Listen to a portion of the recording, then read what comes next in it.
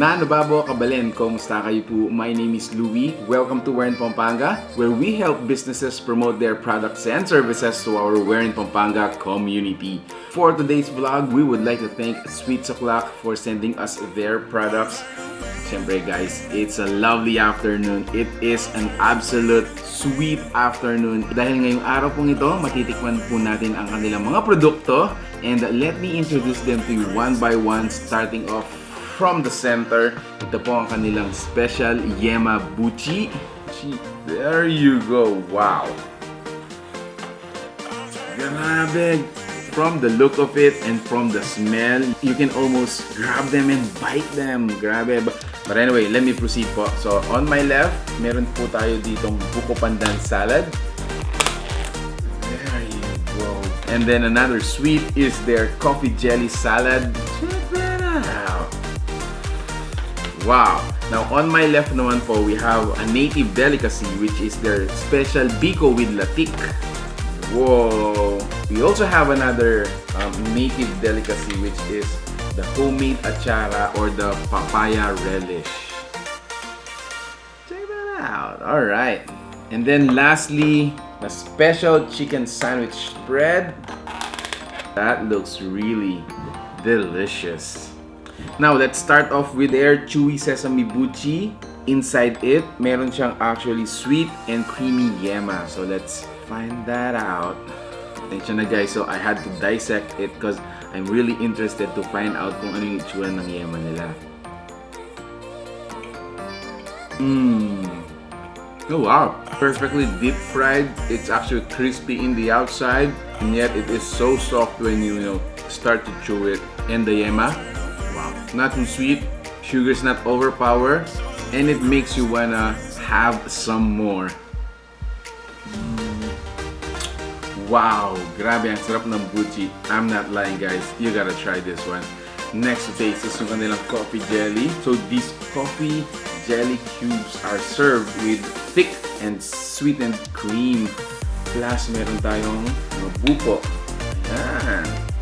Let's taste it.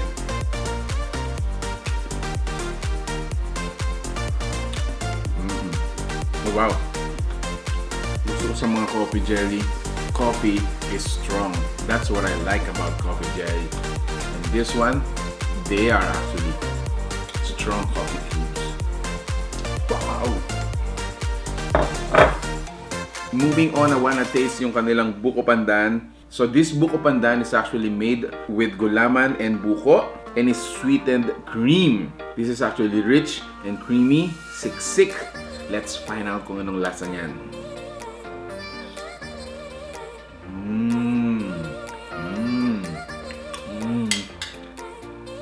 Wow.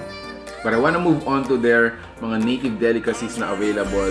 So this is their ATCHARA. Actually, ATCHARA is parang all-around relish, no? After you eat a good meal, ito yung tinatawag nating pampaalis umay. Alternatively, you can actually, munch this on an afternoon, a merienda. Pwedeng-pwede rin naman yan. Oh, wow. Common ingredients ng ATCHARA. Of course, you have your green papaya, you have your carrots, red bell pepper, and some large raisins. But this one I think has a pineapple, which makes it really sour and at the same time sweet. Wow, I like this. Kanina I was able to, give a quick introduction about their chicken sandwich spread. This is also available sa list po nila. Their chicken sandwich spread is made with boiled shredded chicken, chopped carrots, seasoned with spices and relish, blended in a creamy mayonnaise. Grabe. You can actually enjoy this with a plain bread. Okay na okay ka na dun. Alright guys, so lastly to taste and introduce with you, this is their special biko with latik. If it's a native food, medyo kinikilig ako dyan because I advocate, promoting yung mga native kakanin natin.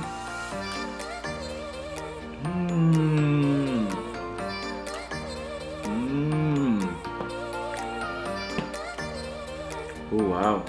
Grabe silang magluto. This is actually perfect, no? It's so creamy, medyo savory dahil dun sa special latik niya. Plus, the biko itself It's not too sweet, and it's very perfect for an afternoon merienda. Sabi ko nga sa inyo, it's a sweet hour for me. Wow! If you are to ask me which one from their product ang pipiliin ko, I'm gonna be having a hard time. Because ang sarap ng BUCHI, ang sarap din ng kanilang buko pandan. The ATCHARA is grabe, it's a double thumbs up. The BICO, it's also perfect. But anyway, at the end of the day, I think I'm gonna go for the BUCHI. Yeah, these crispy BUCHI balls are really amazing. You gotta try them out. Ang sarap po ng YEMA na nasa loob niya. It's fried to perfection. Crispy in the outside and super soft in the inside. So guys, if you like the food you saw in this video, please give it a thumbs up. Share it with your friends. And if you're interested to try them out, you can check out their fan page flashing on your screens right now.